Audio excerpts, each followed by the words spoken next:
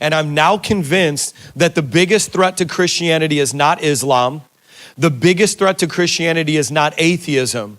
I am now convinced that the biggest threat to Christianity is Christians who do not act like Christ. Christians who don't love like Christ, Christians who don't obey like Christ. And I'm telling you, because Satan himself came not with a pitchfork and horns, but as an angel of light. So it will not be light versus darkness. In this era, it will be light versus false light. It'll be LED versus flame. Some of you glow, but you don't burn.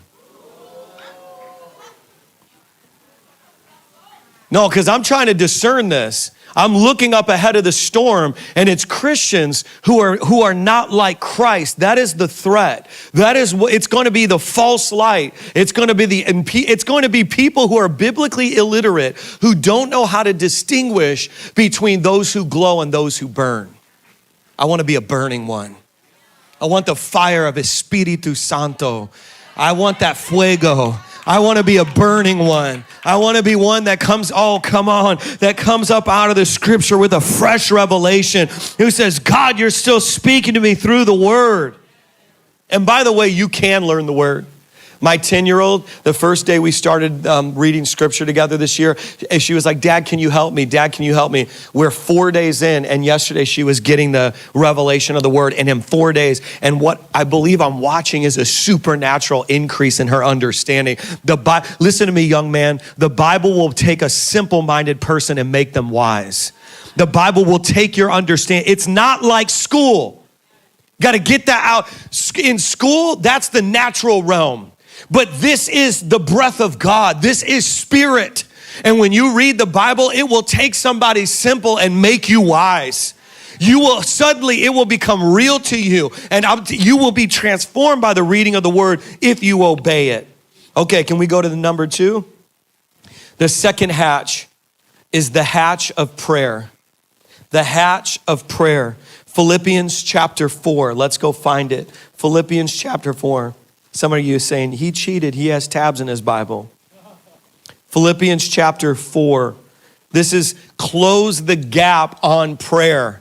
7 days without prayer equals 1 week. It makes 1 week. You cannot be weak. You must build up your spirit, man. Some of y'all never skip a meal, but you skip prayer. Come on. Some of you wake up and the first thing you grab is your phone, but you need to grab the altar in the spiritual realm. We got to prioritize prayer. We have to be people of prayer. We have to pray without ceasing, but then we need to intentionally pray. We have to pray.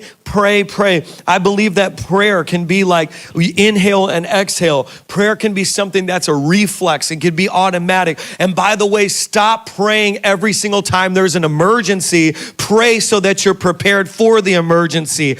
By the way, stop praying to ask for something. Pray and say that he realigns your desires so you don't even ask for something you shouldn't have. Prayer is going to bring you into proper alignment. Batten down the hatch. Close the gap on prayer so you're ready. Because if you pray in an emergency, you're praying too late. If you're ready for the emergency, it's because you prayed before the emergency. Oh, come on. Can I read you Philippians chapter 4? Now, I'm going to skip back up to verse 2 just so I can say some hard things because I'm establishing the doctrine of our house. So let's go skip up a couple of verses.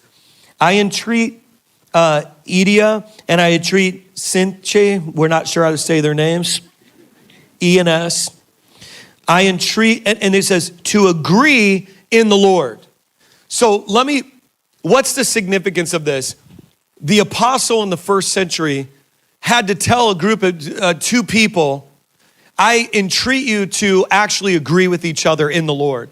How many of you know that we need supernatural unity and we need agreement in a world full of disagreement? Okay, well, I'm just going to start there because I believe that this reveals the heart of the Father. But then it says in verse 3, yes, I ask you also, true companion. Let me just stop there. We don't need congregants. We need true companions. Everybody has their church membership class. Oh, become a member of my church. I don't want to do that anymore. I don't want church members. I don't want congregants. I want to be true companions.